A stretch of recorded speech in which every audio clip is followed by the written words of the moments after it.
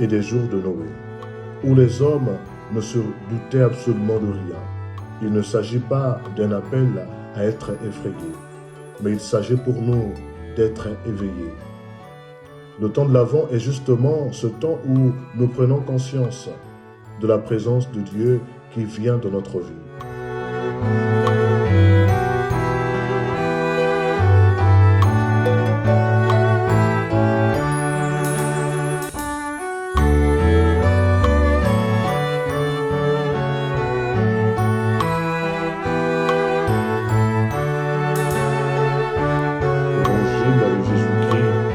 Selon Saint Matthieu chapitre 24 du verset 37 au verset 44. En ce temps-là, Jésus disait à ses disciples, comme il en fut au jour de Noé, ainsi sera-t-il lors de la venue du Fils de l'homme. En ces jours-là, avant le déluge, on mangeait et on buvait, on prenait femme et on prenait mari, jusqu'au jour où Noé entra dans l'arche. Les gens ne se sont doutés de rien, jusqu'à ce que survienne le déluge qui les a tous engloutis. Telle sera aussi la venue du Fils de l'homme. Alors 2 hommes seront au champ, l'un sera pris, l'autre laissé. 2 femmes seront au moulin, en train de moudre, l'une sera prise, l'autre laissée. Veuillez donc, car vous ne savez pas quel jour votre Seigneur vient. Comprenez-le bien. Si le maître de maison avait su à quelle heure de la nuit le voleur viendrait, il aurait veillé et n'aurait pas laissé percer le mur de sa maison. Tenez-vous donc prêts vous aussi.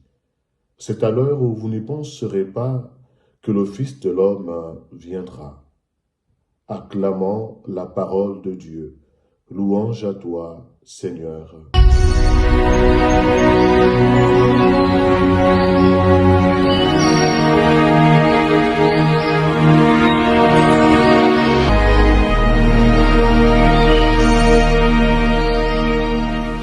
Nous célébrons aujourd'hui, 30 novembre 2025, le premier dimanche du temps de l'Avent, année liturgique A.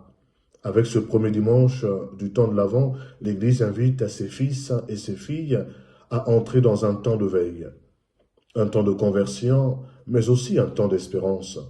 L'évangile de Matthieu 24, 37, 44, qui nous est proposé en méditation ce dimanche, s'ouvre par une parole qui peut nous surprendre. Jésus nous parle du déluge et des jours de Noé, où les hommes ne se doutaient absolument de rien. Il ne s'agit pas d'un appel à être effrayé, mais il s'agit pour nous d'être éveillés. Le temps de l'Avent est justement ce temps où nous prenons conscience de la présence de Dieu qui vient dans notre vie. Nous prenons de la conscience de Dieu qui vient habiter notre condition humaine.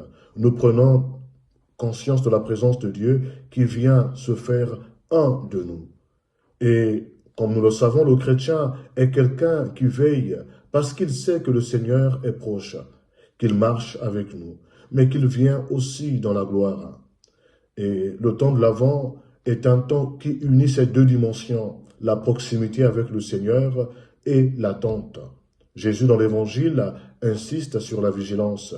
Veuillez, car vous ne savez pas quel jour votre Seigneur vient. Il ne s'agit pas d'une peur du futur, mais d'une responsabilité joyeuse de notre foi. À ce titre, le pape François soulignait que la vigilance chrétienne est un cœur libre et ouvert, non endormi dans la routine.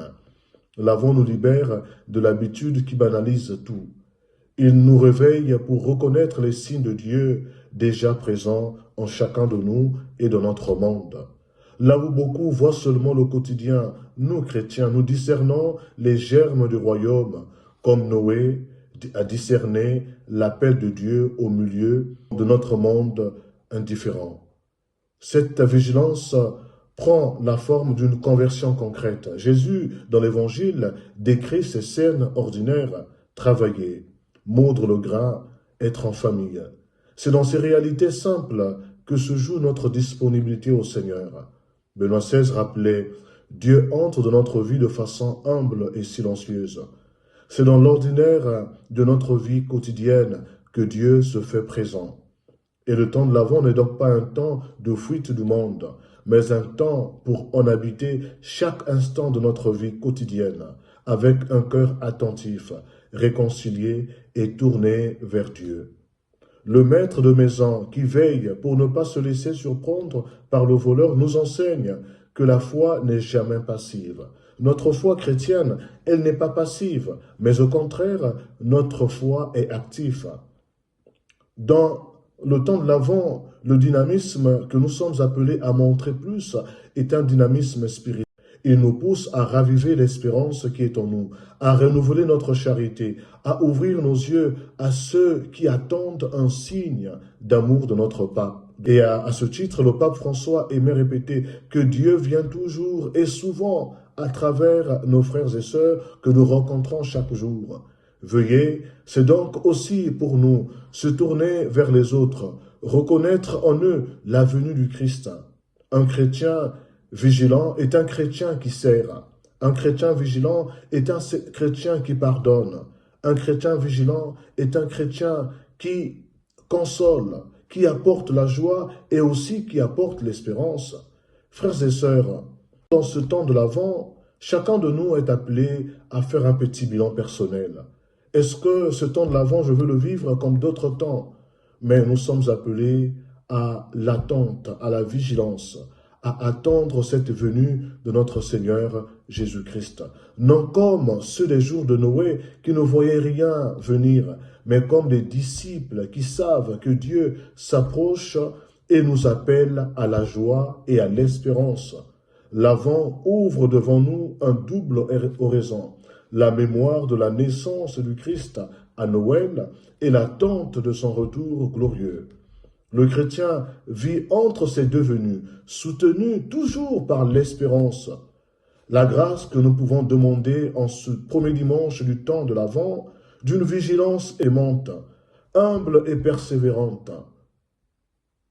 Que ce temps de l'Avent nous prépare à reconnaître les signes du Seigneur de notre monde, à reconnaître les signes du Seigneur dans notre vie quotidienne, à reconnaître le Seigneur qui vient dans notre vie. Dans l'Eucharistie que nous célébrons chaque jour, dans notre prochain et dans la paix intérieure qu'il veut déposer dans notre cœur. Frères et sœurs bien-aimés de Dieu, que ce temps de l'Avent soit pour nous un temps où chacun est appelé à laisser l'Esprit de Dieu nous guider et nous conduire. Joie et paix et bon début du temps de l'Avent à tous et à chacun.